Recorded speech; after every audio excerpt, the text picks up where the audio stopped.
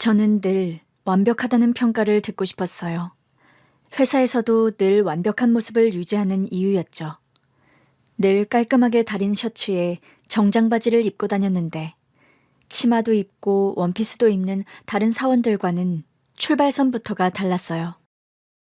신입사원 공채 점수 1등이라면서요? 네, 팀장님. 그럼 뭘 시켜도 잘할 자신이 있겠네요. 시켜만 주십시오. 뭐든 하겠습니다. 그 한마디로 출근 첫날부터 고생길이 시작됐죠. 내가 너무 잘난 체를 해서 팀장이라는 작자가 내 콧대를 꺾고 싶었나 싶을 정도였죠. 첫날부터 야근은 기본, 팀장님이 퇴근하기 전까지 퇴근은 꿈도 꿀 수 없었어요. 심지어는 팀장님이 퇴근해도 시킨 일이 남아서 제가 퇴근하지 못한 날도 많았죠. 그렇게 1시간도 못 자고 다시 출근하는 날이 많았지만 단 한 번도 머리카락 한 올도 삐져나오게 출근한 적은 없었어요. 일 외에 그 어떤 감정 낭비도 한 적 없었고요. 그 이상한 남자를 만나기 전까지는요. 대리님, 머리에는 뭘 바르시는 거예요? 지금 그게 왜 궁금하죠? 아니, 잔머리 하늘도 안 나오는 게 신기해서요. 저도 한번 사서 써볼까 하고요.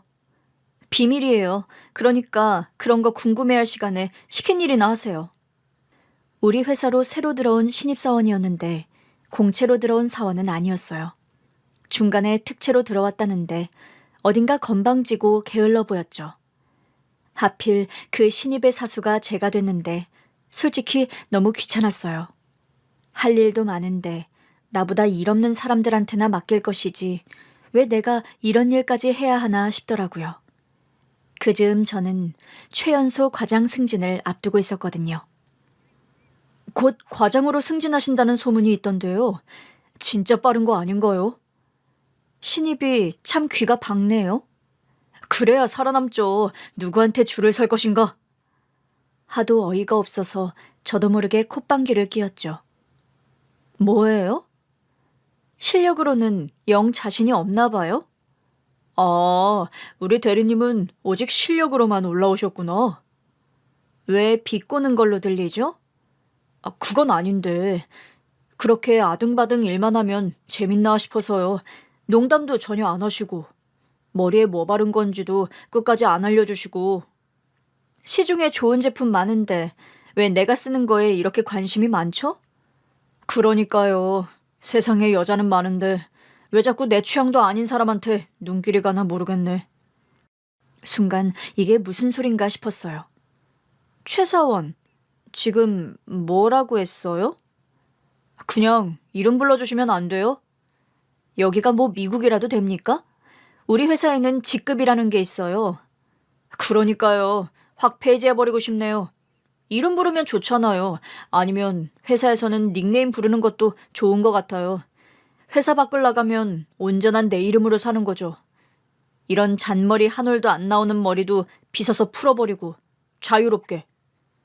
내가 안 자유로워 보이나요? 네, 전혀요.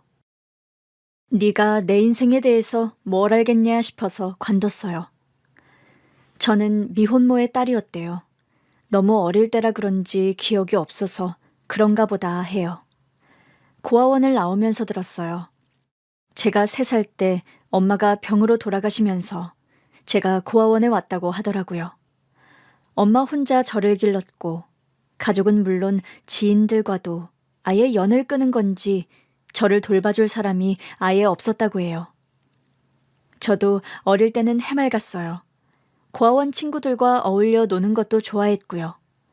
그런데 입양되어 떠나는 친구들을 볼 때마다 어떤 위기의식을 느꼈던 것 같아요. 어떤 애는 부잣집으로 간다고 했고 어떤 애는 외국으로 간다고 했어요.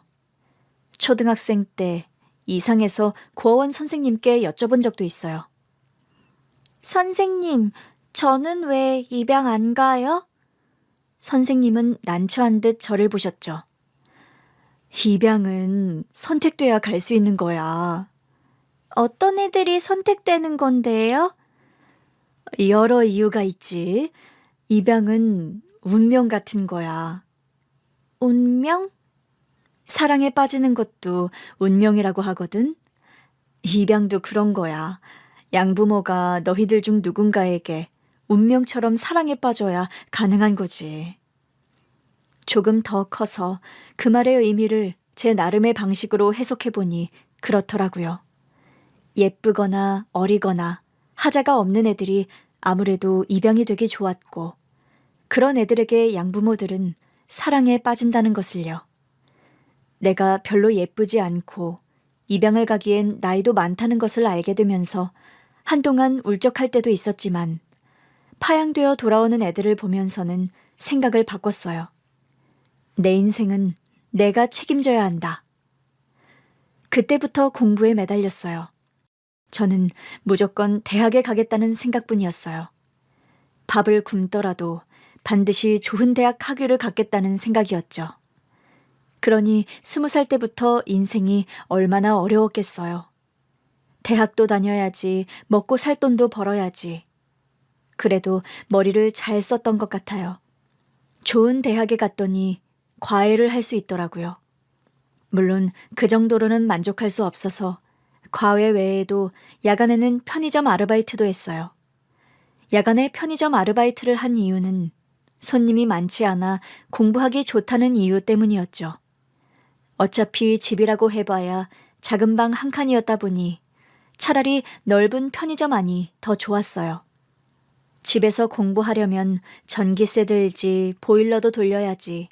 눈만 뜨고 있어도 돈 나가는 소리가 들렸는데, 편의점은 알아서 불도 켜져 있고 목마르면 물도 마실 수 있고 돈 벌면서 공부할 수 있는 최적의 장소였어요. 물론 일도 열심히 했고요. 잘리면 안 되니까. 그렇게 대학 4년을 다 채우기 전에 대기업에 서류를 넣었는데 붙었어요. 면접도 한 번에 붙었고요. 주변에서 다들 독하다고 하더라고요. 근데 그게 마냥 좋은 의미는 아니었죠. 동기들도 다 벌레 취급하고 선배들도 그림자 취급하더니 결국 자기 힘으로 대기업 들어갔네. 그것도 한 번에? 안 그랬으면 쪽팔려서 못 살았을걸? 다행이지 뭐. 수군거리는 동기들 사이에서 모른 척하고 있는데 선배 하나가 다가와 그러더라고요. 축하한다. 넌 잘 될 줄 알았어. 네? 남들 말 신경 쓸 거 없어. 네가 앞서 나가는 게 배 아파서 저러는 거니까. 이제부터가 더 힘들 수도 있어. 가서 열심히 해. 감사합니다. 대학 다니는 내내 별로 존재감도 없었던 선배였는데 갑자기 축하 인사를 건네더라고요. 참 희한하다 싶으면서도 어쩌면 내 세상에 내 편이 한 명 정도는 있을 수도 있다는 걸 느꼈던 것 같아요. 그러나 그 선배의 말대로 대기업 신입 생활은 결코 녹록지 않았어요. 그 시간을 겨우 버텼다 했더니 기어오르는 신입도 만나게 됐고요. 내가 전혀 자유로워 보이지 않는다던 신입에게 딱 한마디만 해줬어요. 그래요. 난 나한테 자유를 줘본 적이 없어요. 줄 만한 상황도 없었고요.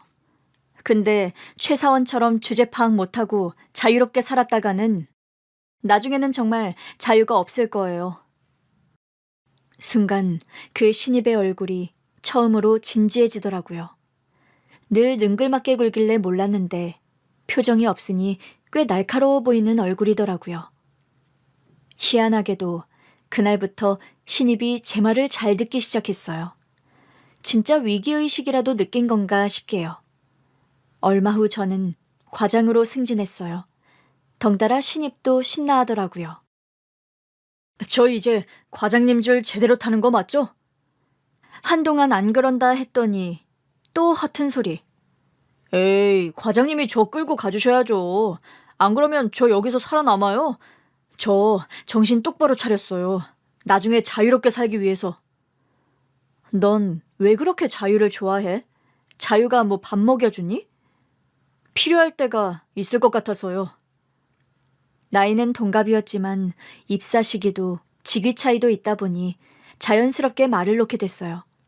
사실 그쪽에서 자꾸 말을 놓으라고 하더라고요. 우리 동갑이다 아무리 말해도 저한테만 말을 놓으라는 거예요. 그때까지 회사 안에서 말로 온 사람이 없었거든요. 처음으로 말을 놨는데 의외로 편하더라고요. 말을 놓으니 최 사원과도 더 친해졌던 것 같아요. 그런데 제가 한 가지를 간과하고 있었더라고요. 최 사원이 신입 딱지를 뗀 그날 저한테 고백을 했거든요. 우리 만나보자. 너 지금 반말했니? 우리 동갑이라며 밖에서는 반말해도 되잖아. 지금 딱 회사 바뀌거든. 회사에서 딱 한 발짝 나왔거든? 그러니까 바깥 맞잖아. 처음에는 싫다고 했어요. 나는 과장이고 너는 사원이야. 이러면서 직급으로 눌렀는데 안 눌리더라고요.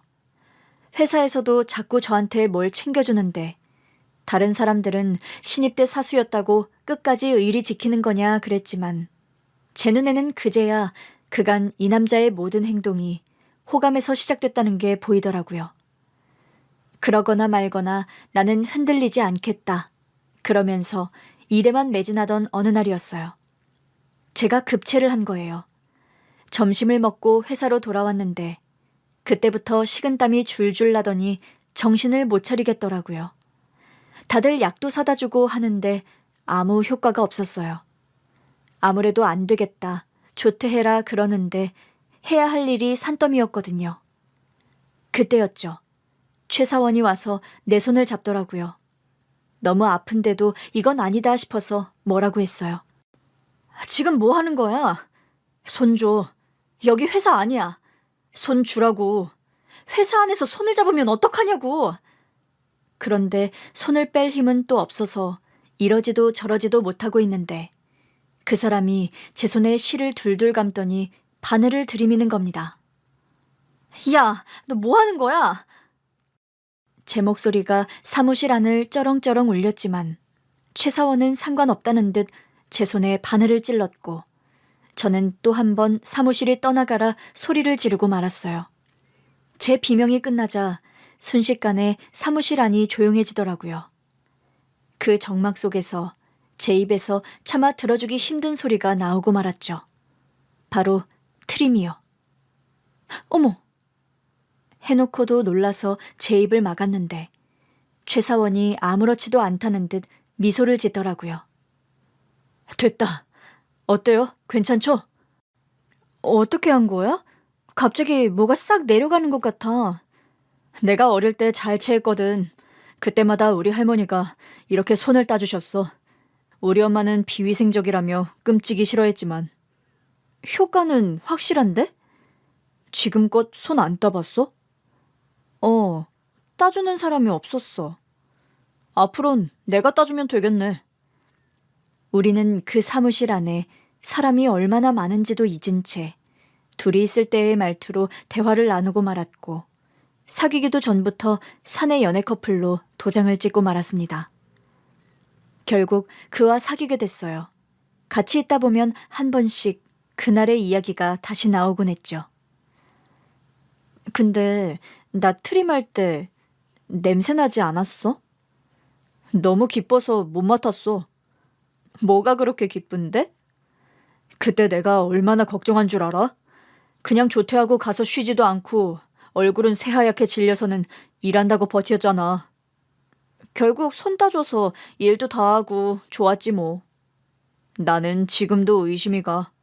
뭐가? 내가 너의 일을 효율적으로 할 수 있게 도와줘서 점수 준 거지? 내가 아무리 뭘 사다 바쳐도 안 받아주더니 손 따서 일할 수 있게 도우니까 받아줬잖아. 내 인생에 도움이 되는 인간이구나 싶어서? 저의 이런 냉철한 태도에도 남자친구는 제가 귀엽다고 했어요. 처음에는 어이없어서 콧방귀만 뀌었는데 자꾸 귀엽다고 하니까 조금씩 귀여워지는 것도 같고 저 자신이 자꾸 변하더라고요. 제가 변하는 걸 경계하며 남자친구와 거리를 두려고 한 적도 있어요. 그런 저에게 남자친구가 확신을 주더라고요. 넌 나랑 살게 될 거야. 그러면 지금처럼 너 혼자 아등바등할 필요 없어질 거고. 나 고아야.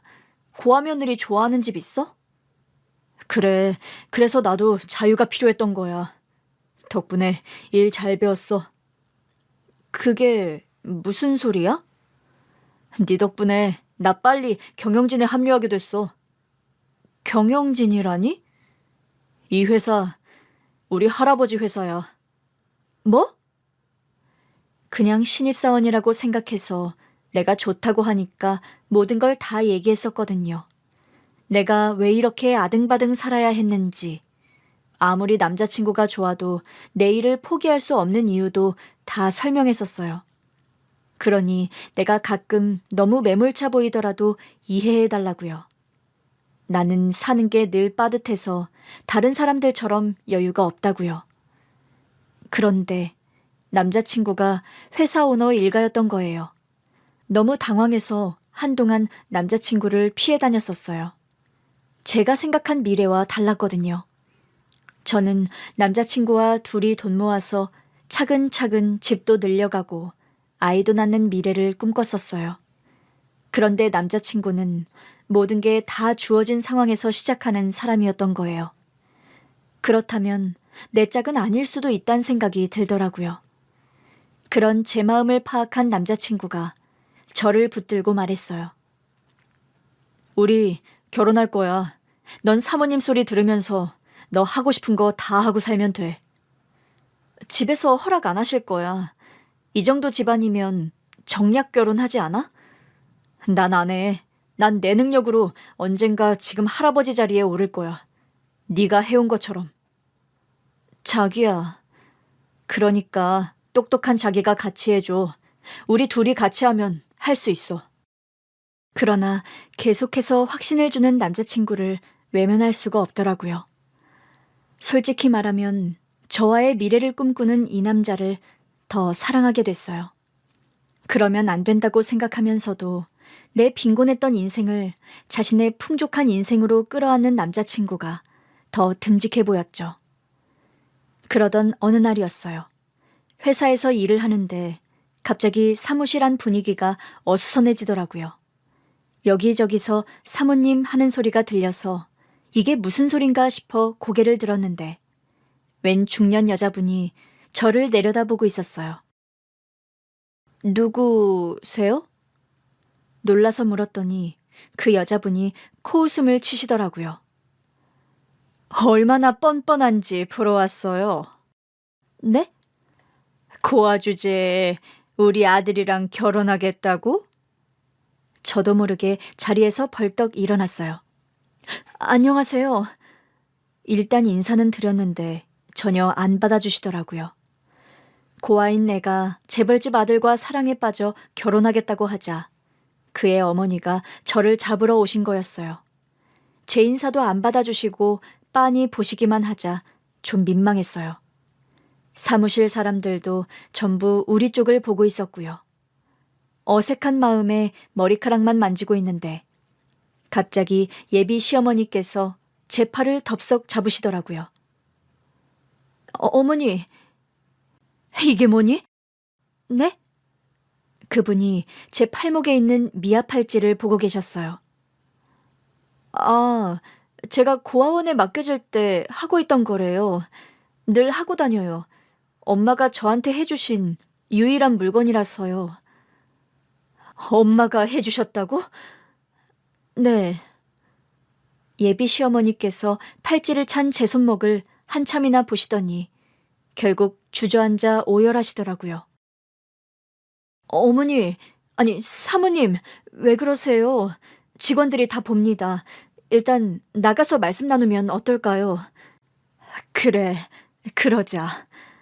근데 내가 너무 놀라서. 제가 부축해도 될까요? 그래 줄래? 분명 저를 잡아먹을 기세로 들어오셨는데 갑자기 아주 누그러진 말투로 제 손을 잡으시더라고요. 저는 남자친구의 어머니를 모시고 일단 밖으로 나왔어요. 그분이 차로 가자고 하시더라고요. 내가 회사에는 말해놓을 테니까 일단 가자. 어디로요? 보여줄 게 있어. 저한테요? 저는 그분에게 손을 꼭 잡힌 채 차에 탔고 차가 도착한 곳은 남자친구의 본가였어요. 사모님, 여기는 왜... 아까는 어머님이라더니 이젠 또 사모님이야? 아, 그게 남자친구 어머니시니까 저도 모르게 자꾸 어머니라고 부르나 봐요. 죄송합니다. 어머니라고 해. 내 아들 여자친구인데 사모님은 좀 그렇잖아? 네? 들어가자. 근데 들어가도 될까요? 여긴 내 집이야. 어머니, 아버님 계신 진짜 본가는 따로 있어. 들어가자. 시어머니께서는 잠깐 기다리라고 하시더니 방으로 들어가셨어요. 이러지도 저러지도 못하고 있는데 일하시는 분이 안내해 주시더라고요. 편히 앉아 계세요. 혹시 음료는 뭐로 준비해 드릴까요? 네? 그래도 어머님이 나오셔야. 사모님께서 미리 준비해 드리라고 하셨어요. 마침 오전에 사모님이 좋아하시는 제과점에서 쿠키를 들여왔는데 커피랑 같이 내올까요? 그럼 어머님 것도 같이 준비 좀 부탁드려요. 예, 알겠습니다. 편한 자리에 앉아 계세요. 마음 편히 먹으셔도 될 것 같아요. 네? 우리 사모님이 절대 누굴 집에 들이시는 분이 아니거든요. 보통 손님은 본가 가서 맞으시니까 이 집은 사모님이 허락한 사람 외에는 들어올 수가 없어요. 아, 그래요? 저를 안심시켜 주시는 가정부 아주머니께 감사했어요. 그러나 마음이 초조한 건 어쩔 수가 없더라고요. 남자친구에게 메시지라도 보내놓을까 했지만 괜한 걱정만 시킬 것 같아 그만뒀어요. 그때였죠. 시어머니께서 작은 보석함을 들고 나오시더라고요. 내가 애지중지하는 거야. 아, 그러면서 제 앞에 내려놓으시는 겁니다. 열어볼래? 제가 열어도 돼요? 네가 열어야 해. 갑자기 이게 무슨 상황인가 싶었지만 일단 보석함을 열어봤어요. 그리고 화들짝 놀랄 수밖에 없었죠. 어머님이 이걸 어떻게 갖고 계세요? 너도 놀랐지? 보고도 믿을 수가 없더라고요. 그건 내가 세상에서 가장 아끼고 좋아했던 친구와 나눠 가졌던 거야. 네? 내가 해준 거였어. 은으로 만든 거였지. 설마... 아무래도 네 엄마가 내가 찾던 그 친구였나 봐. 예비 시어머니께서 보여주신 것은 제가 팔에 차고 있던 것과 똑같은 팔찌였습니다. 흔하지 않은 디자인이라 한눈에도 제 것과 같다는 걸 알 수 있었어요. 내가 가족여행으로 외국에 갔다가 현지 장인이 만들었다는 가게에서 사온 거거든. 이 지구상에 딱 2개 있는 거라고 했었어. 저희 엄마는 가난한 미혼모셨어요. 사모님 같은 재벌을 만났을 리가 없잖아요. 더더구나 아주 친한 친구였다니. 우리 친정도 재벌이었는데 외할아버지께서 창업 주셨어. 가난한 시골 농부 아들로 태어나 자수성가하신 분이었지. 그래서 할아버지는 우리가 재벌가 자식이라는 이유로 특별한 공부를 해야 한다고 생각하지 않으셨대. 그래서 나도 일반 고등학교에 진학했었거든. 그때 너희 엄마를 만난 거지. 정말요? 이 팔찌가 정말 너희 엄마 것이었다면 분명해. 내가 그 고등학교를 2학년 1학기까지 다녔거든. 그즈음 외할아버지가 돌아가셨는데 엄마가 바로 나를 사립고로 옮겼어. 그러면서 네 엄마랑 헤어졌지. 아직 믿기진 않아요. 그렇겠지. 나도 아주 얼떨떨하단다. 그런데 그 팔찌는 말이야. 내가 이만큼 살아오면서 같은 걸 한 번도 본 적이 없어. 내가 너희 엄마를 얼마나 찾아 헤맸는데 길 갈 때마다 오가는 사람들의 팔목만 쳐다보고 다닌 적도 있어. 우리끼리 약속했거든. 어떤 약속이요? 절대 평생 이 팔찌를 잃어버리지 않겠다고. 재벌집 사모님인 예비 시어머니께서 우리 엄마와 절친한 사이였다니 놀랍더라고요. 고아원에서도 의아했대요. 얼음 팔찌로 보이는 게 제 손목에 2번 감겨 있었다고 하더라고요. 너희 엄마가 내 약속을 기억했나 보구나. 그럼 어머니께서 전학 가시면서 연락이 끊겼던 거예요? 집에서 일반고에서 알던 친구들이랑은 더는 연락하지 못하게 했어. 그 바람에 연락이 잠깐 끊긴 적도 있지만 내가 찾아갔었어. 어머님이요? 너무 보고 싶어서 집안 사람들 눈피해서 찾아갔다가 걸려서 붙들려 간 적도 있었지. 로미오와 줄리엣이 따로 없었다니까. 저희 엄마가 왜 그렇게 좋으셨어요? 내가 네 엄마 덕분에 목숨을 구했다는 거 아니니. 3살 때 고아원에 갔으면 엄마에 대한 기억이 전혀 없겠네. 네. 너희 엄마 수영 선수였어. 네? 수영을 얼마나 잘했는지 몰라. 학교에 수영장이 있어서 체육 시간에 수영도 배웠거든. 그때마다 네 엄마가 체육 보조교사나 다름없었어. 체육 선생님보다 수영을 더 잘 가르쳤으니까. 와, 우리 엄마를 아는 분이 있다니 너무 신기해요. 혹시 아빠에 대해서는 전혀 모르니? 엄마가 미혼모셨다고만 들었어요. 예비 시어머니께서 한숨을 내쉬셨어요. 도대체 뭐가 어떻게 됐던 걸까? 수영 잘하고 내 목숨까지 구해준 소중한 친구였는데. 우리 엄마가 목숨을 구해줬다고요? 내가 물공포증이 있었거든. 체육 점수도 받아야 하니까 물에 들어가긴 했는데 들어가자마자 정신이 아득해지더니 물속으로 꼬르륵 잠긴 거야. 근데 애들이 좀 많아. 아무도 모르는 눈치였어. 물에 잠겨서는 저 앞에 있는 애라도 잡으려고 했는데 손에 안 닿더라고. 너무 무서워서 물속에서 발버둥은 쳤는데 아무도 못 보는 거야. 그렇게 공포 속에서 정신을 잃어가는데 갑자기 누군가가 나를 낚아채더라고. 그때 정신을 잃었어. 눈을 떠보니 네 엄마 나한테 심폐소생술을 하고 있더라고. 그때 본 네 엄마는 말이야. 영웅 같았어. 원래도 수영 잘하는 거 보면서 멋있다 했었는데 그 애가 내 목숨을 구해줬으니 내가 안 반하고 배겨. 같은 여자인데도 그렇게 멋있었어요? 넌 기억 못하겠지만 네 엄마가 어깨도 그냥 떡 벌어져서는 키도 컸다.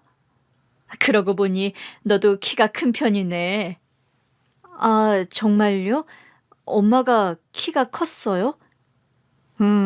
크다마다. 걔가 날 구해준 다음에 교실까지 부축도 해줬는데 내가 네 엄마 어깨에 닿았나 그래. 네 키도 그 정도 같은데? 어머, 그렇네요. 아까 부축했을 때 맞아. 마침 고교 시절에 네 엄마한테 다시 부축받는 기분이었어. 그래서 갑자기 누그러지셨구나. 무섭게 들어오셨는데 갑자기 따뜻하게 대해주셔서 이게 무슨 일인가 싶었거든요. 네 엄마를 평생 그리워했어. 꿈에라도 한번 볼까. 도대체 어디서 살고 있는 걸까. 늘 애달팠지. 네 엄마가 갑자기 연락이 뚝 끊겼거든. 우리 집에서 일반고 다닐 때 애들이랑 연락하지 못하게는 했지만 네 엄마 집 번호는 내가 외우고 있었어. 그런데 어느 날 너희 엄마 집에 연락했더니 네 엄마가 연을 끊고 나갔다면서 다시는 연락하지 말라고 화를 내시더라고. 저희 엄마 집이라면 저희 외할머니가 계셨던 걸까요? 어머, 그랬겠다. 아, 가엾기도 하지. 가족들이랑 전혀 모르고 살았으니 얼마나 외로웠을까.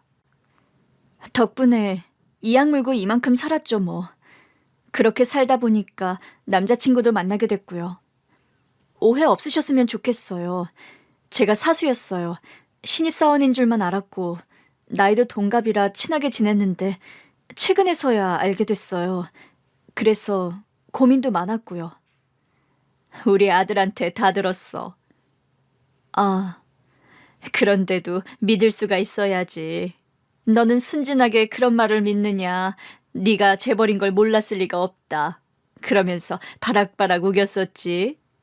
근데 널 보니까 내 아들 말이 다 맞는 것 같아. 네 엄마 딸이라면 그러고도 남지. 네 엄마는 내가 재벌가 딸이라는 거 알고도 나를 똑같이 대했거든. 그래서 네 엄마가 더 좋았어.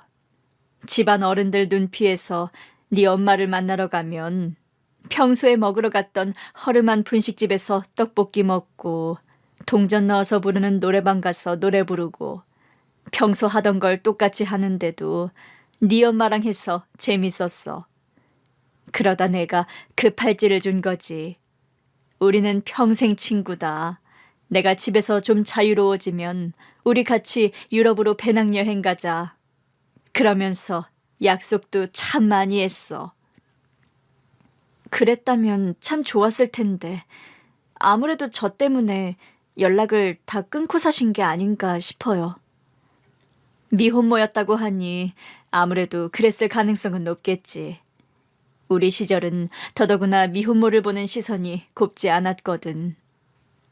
참, 너희 엄마답다. 그 어려운 길을 아무 도움도 없이 가다니. 나한테라도 연락을 하지. 내가 뭐든 도왔을 텐데. 근데 또 연락 안 한 것도 네 엄마답긴 하네. 그러면서 내가 준 팔찌는 갖고 있고 말이야. 엄마한테도 분명 소중한 물건이었을 거예요. 때때로 네 엄마를 원망했었는데 네 손목에 있던 팔찌를 보는 순간 모든 섭섭함이 녹아내렸어. 오죽했으면 연락도 못하고 이 팔찌만 갖고 있었을까 싶고 그 모진 세월을 혼자 살았을 걔를 생각하니 가슴이 찢어질 듯 아프기도 하고 그래. 감사해요. 저는 어려서 엄마를 위로하는 법도 모르고 살았을 텐데 엄마도 어딘가에서 어머니가 계시다는 걸 생각하며 살았을 것 같아요. 너는 존재 자체로 네 엄마의 전부였겠지. 제가요? 짐이 아니고요? 짐이라니. 네 엄마가 모든 걸 다 버리고 선택한 게 너잖아. 근데 어떻게 짐이야? 저만 아니었으면 어머니랑 유럽 배낭여행도 다니고 또래들처럼 살지 않았을까 싶어서 갑자기 마음이 아파요. 넌 아직 엄마가 안 돼봐서 그래. 엄마들은 절대 자식 낳은 걸 후회하지 않는단다. 네 엄마가 눈이나 제대로 감았을까 싶다. 이렇게 예쁜 딸을 두고 가는 심정이 오죽했겠어? 갑자기 눈물이 나더라고요. 한 번도 엄마 생각하면서 울어본 적이 없는데 이제야 엄마의 존재가 실감이 나요. 그랬겠지. 엄마에 대해 기억나는 것도 없는데 뭐 때문에 울겠어? 감사해요. 우리 엄마를 그렇게 안쓰럽게 생각해 주셔서. 그리고 제가 엄마의 전부였을 거라고 말해 주셔서요. 사실은 늘 제 존재에 대해 부정적이었어요. 엄마 목숨을 내가 잡아먹은 것 같기도 하고, 그래서 울 자격도 없다고 생각하며 살아온 것 같아요. 우리 아들이 너랑 결혼하겠다면서 그러더라고. 널 보면 그냥 짠하다고. 평생 보호해주고 싶다고. 겨우 닦아낸 눈물이 또 와르르 흐르더라고요. 어머니, 저 이러다 오열해요. 우리 아들이 널 많이 사랑하는 것 같았어. 근데 고아라고 하니까 또 어디서 우리 아들이 재벌집 아들인 거 알고 엉뚱한 애가 붙은 건 아닌지 노파심이 생겼어. 내가 미안해. 고아였어도 착한 여자였으면 받아주셨을 거예요? 정말요? 그래서 아까 널 보러 갔던 거야.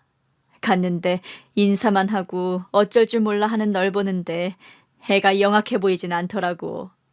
근데 그때 네 팔찌가 딱 보인 거지. 순간 어찌나 당황스럽던지. 저 팔찌가 왜 이 젊은 아가씨 팔목에 있나 싶고 어디서 주운 건가까지 생각했다니까. 근데 가만 보니까 네 엄마랑 너무 닮은 거야. 그때부터는 머리가 다 어지럽더라고. 우리 아들 말이 네가 고아라고 했으니 네가 내 친구의 딸이라면 내 친구는 이미 저 세상 사람이라는 거잖아. 그래서 주저앉으셨던 거예요? 나는 그래도 살다 보면 한 번은 만날 줄 알았거든. 많이 놀라셨겠네요. 죄송해요. 제가 계속 어머니를 놀라게 한 것 같아요. 네가 죄송할 게 뭐가 있어? 이제야 의문이 풀린 거지. 내 친구가 연락하지 못한 이유가 있었구나 하고. 사실 저는 엄마 사진도 없어요. 얼굴도 잘 몰라요. 그래? 잠깐만. 시어머니께서 방으로 가시더니 얇은 사진첩을 들고 오시더라고요. 우리 집에서 하도 일반 곳대 친구들을 못 만나게 해서 겨우 하나 건진 사진. 하나요? 행여나 상할까봐 사진첩 한가운데다 딱 붙여놨어. 시어머니께서 사진첩을 펼치셨는데 정말 사진이 딱 한 장뿐이더라고요. 교복을 입고 찍은 단체 사진이었어요. 수학여행 갔을 때 원래는 너희 엄마랑 둘이 찍은 사진도 있었는데 우리 엄마한테 걸려서 다 태워지고 겨우 이거 하나 남았어. 여기 있다. 이 친구가 너희 엄마. 시어머니께서 손끝으로 한 소녀를 가리키셨어요. 정말 혼자 키가 멀대같이 큰 여자가 끝에 서 있더라고요. 어머, 진짜 키가 컸네요. 넌 잘 모르겠지? 지금 너랑 똑같이 생겼어. 그런 것도 같고. 역시 본인은 잘 모르네. 똑같아. 그날 저녁 남자친구가 허겁지겁 뛰어들어오더라고요. 저는 예비 시어머니 덕분에 처음으로 농땡이라는 걸 피워봤어요. 나 어떡해? 우리 엄마가 뭐라고 했지? 근데 왜 지금까지 그걸 듣고 있었어? 그게 아니라 나 태어나서 처음 농땡이 피워보거든? 근데 너무 재밌어. 뭐? 아들, 너는 대체 날 뭘로 보는 거니? 엄마, 아니 이건 반칙이죠. 저도 없이 이 사람만 부르는 건 안 되는 거죠. 뭐가 안 돼? 내가 내 며느리 좀 따로 보겠다는데. 아무리 그래도 잠깐, 엄마 지금 뭐라고 했어요? 며느리? 결혼한다며. 네가 평생 지켜주고 싶다며. 그래서 허락하신다고요? 네 아버지가 빨리 돌아가신 게 늘 적적했는데 이제 보니 이런 날을 대비한 하늘의 뜻이었나 싶기도 하다. 네 아버지가 살아계셨으면 어림도 없는 일이었겠지. 근데 나는 이 결혼 찬성이야. 엄마, 정말? 그래, 네 아버지가 안 계셔서 처음으로 다행이다 싶다. 나는 얘를 내 며느리로 데리고 살아야겠어. 그러면서 시어머니께서 제 손을 잡으시자 남자친구 눈이 휘둥그레지더라고요. 엄마, 왜 내 아내를 엄마가 데리고 살아요? 내 딸처럼 내가 아껴주려고 그런다. 왜? 우리 여기 들어와 살라고요? 우리 며느리는 좋다는데? 말도 안 돼. 엄마가 결혼 허락하는 대신 시집살이 하라고 한 거 아니에요. 아들, 나는 네 아빠 먼저 보내고 이 집에서 혼자 사는 걸 아주 좋아했던 사람이야. 너희 할아버지 댁처럼 매번 드나드는 손님 맞을 필요도 없지. 내 취향으로 집도 다 꾸밀 수 있지. 너희 아버지가 먼저 가신 건 슬펐어도 독립해서 따로 사는 게 얼마나 좋았는데. 근데 왜 갑자기 같이 살자고 하시는 건데요? 저도 이미 분가해서 사는 게 더 익숙하거든요. 그래도 같이 살자. 너 때문이 아니라 네 와이프 때문에. 내가 다 챙겨주고 싶어서 그래. 아니, 그래도 신혼일 때는. 알겠어. 그럼 둘이 다시 얘기해봐. 시어머니께서 살짝 삐치신 것 같더라고요. 그래서 제가 남자친구를 데리고 일단 정원으로 나왔어요. 자기야, 눈치 좀 챙겨야지, 어? 분위기 좋은데 왜 이래? 그래도 감당 못할 약속은 하면 안 되지. 난 자기 시집살이 절대 못 시켜. 가뜩이나 고생하며 살았는데 그럴 순 없지. 어머니가 내가 딸 같대. 아니, 갑자기 이게 무슨 일이야? 우리 엄마 분명 마음에 안 들어 하셨는데. 뒤늦게 알았어. 엄마가 사무실에 찾아가셨다며. 아까는 나도 좀 놀라긴 했지. 분위기가 이상했다던데. 내가 놀랄만한 이야기 들려줄까? 남자친구에게 모든 이야기를 들려주자 남자친구도 정말 깜짝 놀라더라고요. 그게 사실이야? 우리 엄마랑 장모님이 그렇게 친한 사이였다고? 사진도 보여주셨어. 나랑 똑같대. 이 팔찌 때문에 알아보셨다고?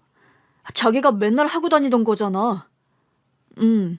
이 팔찌가 어머니가 우리 엄마한테 주셨던 거래. 외국으로 가족여행 갔다가 산 거라 똑같은 디자인을 보신 적도 없대. 진짜 신기하다. 아무래도 자기가 어머니 취향을 닮았나 봐. 나 좋다고 쫓아다녔잖아. 우리 엄마가 장모님을 쫓아다녔대? 너무 멋있었대. 어머니 덕분에 우리 엄마가 수영선수였다는 것도 알게 됐어. 남자친구가 갑자기 저를 꽉 안아주더라고요. 정말 신기한 인연이다. 자기 이런 표정 처음 봐. 내 표정이 어떤데? 편해 보여. 내가 지금까지 안 편해 보였어? 난 자기랑 있을 때 늘 편했는데? 일할 때보다는 편해 보였지. 근데 늘 뭔가 쫓기는 사람 같았거든. 내가 그걸 못 채워주나 싶어서 결혼도 하고 싶었어. 나랑 결혼해서 살면 당신이 좀 더 편해질까 싶어서. 근데 오늘 보니까 이제야 좀 알겠다. 뭘? 자기의 뿌리를 모르는 게 불안했을 수도 있겠다 싶어서. 장모님 얘기 듣고 난 모습이 진짜 편해 보인다. 남자친구의 말을 듣는데 그런 것도 같더라고요. 나는 내가 누구인지 늘 궁금했거든. 가끔 거울을 보면서 내 얼굴은 누굴 닮았을까 생각도 해봤는데 아무것도 모르잖아. 알 방법이 없더라고. 근데 오늘 어머니 덕분에 학창시절 엄마 얼굴도 보게 되고 엄마가 수영을 잘했다는 것도 알게 됐어. 자기는 내 인생의 행운인 것 같아. 솔직히 내가 자기한테 도움이 될까 싶어서 계속 마음이 왔다 갔다 했는데 나 그냥 욕심낼래. 자기 붙잡을래. 자기가 나 가르쳤잖아. 근데 왜 나한테 도움이 될까 고민을 해? 나는 재벌도 아니고 자기가 높이 올라가려면 정략결혼 같은 게 더 맞을 거 아니야. 아버지 돌아가시고 후계구도에서 많이 밀렸어. 그렇다고 정략결혼을 하고 싶지도 않았어. 그건 우리 엄마 뜻. 어머니 뜻? 할아버지가 원하시던 혼처가 있었는데 엄마가 거절했어. 어차피 우리 아버지 돌아가셔서 후계 순위가 높지도 않을 텐데 내 아들 결혼에 신경 쓰지 마시라고 하더라고. 우리 엄마가 대단해 보였어. 할아버지 댁에 같이 사실 때는 조용하셨거든. 어머니도 스트레스가 많으셨겠지. 나랑 둘이 있을 때는 밝고 재밌는 분이셨는데 식구들 앞에서는 한 말씀도 하신 적이 없어. 워낙 말 많고 탈 많은 집안이라 그랬나 봐. 어머니는 이제야 자유를 좀 찾으셨구나. 지금 이 집에서의 삶에 아주 만족하고 계셔. 그래서 난 엄마가 처음부터 자기를 부정적으로 볼 거라곤 생각도 못했던 것 같아. 어머니 입장에선 그러실 수 있지. 근데 꼭 반대할 마음으로 날 찾아오셨던 건 아니래. 혹여나 자기가 재벌가 아들이니까 알고 계획적으로 접근한 건 아닌가 싶어서 확인하려고 오셨다고 하더라고. 내가 그렇게 야근애가 아닌 것 같아서 안도하셨었나 봐. 진짜 스트레스였는데 장모님 덕분에 살았다. 멀리 돌아갈 길을 지름길로 가게 된 것 같아. 그러게. 나한테 엄마는 나를 낳아주고 이 세상에 사라진 의문의 사람이었는데 이제 와보니 내 결혼까지 척척 진행해 주시네? 엄마의 힘인가 봐. 우리 엄마도 나를 위해서라면 못할 게 없는 분이었거든. 결국 내가 원하지 않은 결혼 막으신 뒤 할아버지 집에서도 독립하셨어. 나더러 할아버지 회사에 들어갈 필요도 없다고 하셨고. 근데 들어왔잖아. 원래 유학 중이었는데 할아버지께서 직접 전화를 하셨더라고. 일단 와서 밑바닥부터 배우라고. 자기가 말을 들은 거네? 사실 나 어릴 때 영재 소리 들었었어. 정말? 할아버지도 그런 나를 진짜 예뻐하셨고. 아빠 돌아가신 뒤 더 자기 집안에 묶어놓으려고 정략 결혼 얘기하셨다가 엄마가 파르르 떠니까 무서워서 엄마한테는 연락 못하시고 나한테 하셨더라고. 내가 엄마를 설득했다니까. 이제 할아버지도 나이 많으신데 나도 들어가서 배우고 싶다고.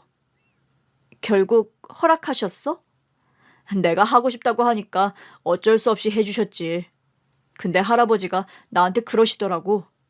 이 회사 나한테 물려주고 싶다고. 그러니까 부지런히 배우라고. 그게 가능해? 할아버지가 주시겠다고 하면 가능은 하겠지. 근데 뭐 당장은 안 될 거야. 일단 할아버지 뜻을 따라보려고 노력하는 중. 자기도 하고 싶은 눈치던데? 우리 회사의 회장? 언젠가는? 남자친구의 포부는 알고 있었지만 막상 결혼을 허락받고 보니 내가 정말 이 결혼을 감당할 수 있나 걱정은 되더라고요. 그래도 인연인 건 분명해 보였어요. 어차피 가야 할 길이라면 남자친구를 위해서라도 더 당당해져야겠다 싶었죠. 우리가 결혼한다고 하자 남편의 할아버지, 할머니께서는 또 한바탕 우리 시어머니를 들들 볶으셨던 것 같아요. 말이 아예 안 통했던 건지 저한테 직접 회장님의 호출이 오기도 했어요. 처음으로 VIP 엘리베이터를 타고 회장실로 가는데 사지가 다 덜덜 떨리더라고요. 안녕하세요. 앉아라. 네. 심장이 쪼그라드는 기분을 느끼며 앉았어요. 회장님께서는 자료 같은 걸 보고 계셨는데 그때까지 저한테 시선 한 번을 안 주셨어요. 그러자 저 단전 아래에서부터 저의 도끼가 스멀스멀 올라오더라고요. 그래, 지금까지의 내 삶도 쉽지 않았어. 난 잘할 수 있어. 무슨 말씀을 하셔도 우리 신랑이랑 시어머니만 생각할 거야. 그때였죠. 회장님께서 보시던 자료를 내려놓으시더니 제가 앉아있던 소파로 와서 앉으시더라고요. 능력이 좋은 애구나. 네? 최연소 과장도 모자라 지금은 팀장직도 맡고 있다니. 우리 회사가 사람이 쉽게 빠지는 곳이 아닌데. 그런 점에선 운도 좋았습니다. 열심히 하긴 했지만요. 그래, 그거야. 그런데 갑자기 회장님이 재밌다는 듯 말씀하셨어요. 나는 그 운이라는 게 있다고 보거든. 근데 꼭 내가 열심히만 하면 된다고 하는 사람들이 있어. 아니야, 세상은 그렇게 정직하지 않아. 갑자기 무슨 말씀인가 싶더라고요. 가만히 듣고 있는데 회장님께서 한숨을 내쉬더니 말씀하셨어요. 고아인 것만 빼면 나쁘지 않아. 제 조건이요? 응, 대학도 잘 나왔고 똑똑하고 우리 회사에서 이 정도로 초고속 승진할 정도면 머리가 좋다는 거거든. 네가 내 손자를 가르쳤다고. 아, 저한테 배정이 됐어요. 너 운 좋다. 난 너의 그 운이 마음에 든다. 회장님 말씀은 그게 다였어요. 이제 그만 가보라고 하시더라고요. 이게 뭔가 싶어 얼떨떨한 심정으로 사무실로 돌아왔죠. 그런데 다음 날 인사발령이 난 겁니다. 어머, 과장님, 사내이사로 승진하셨는데요? 네? 저는 정말 눈앞이 핑글핑글 도는 것 같았어요. 시어머니께 연락했는데 어머니도 모르시는 일이라고 하더라고요. 그러면서도 태연하게 그러셨어요. 결국 백기 드셨나 보네. 구색 갖추려고 자리 주시는 거니까 놀랄 거 없어. 어머니, 제가 나이가 몇 살인데 이사를. 네 남편도 이사 됐잖아. 그래도 저는 평직원이었는데요. 네 남편은 네 밑에 있던 부하 직원 아니었니? 구색 갖추려고 너도 이사로 올리셨나 보다. 그래도 할아버지가 네가 마음에 드셨나 보다. 여자가 일하는 거 별로 안 좋아하시던 분인데. 그럼 저는 계속 일해도 되는 거예요? 네 남편이랑 같이 하라고 똑같은 자리에 올려주신 것 같은데. 아휴, 또 전화기에 불나겠네. 네? 왜요? 이 집안 사람들이 가만히 있겠니? 아무튼 그건 내가 처리할 테니까 너무 놀랄 거 없어. 너 벌써 놀랐다가는 이 집안에서 못 버틴다. 어머니, 저 무서워요. 갑자기 인생 역전된 것 같고 이상해요. 인생 역전 맞지 뭐. 걱정할 거 없어. 나도 있고 네 신랑도 있잖아. 넌 우리가 지킬 거니까 자리 바뀌었다고 너무 긴장할 것도 없어.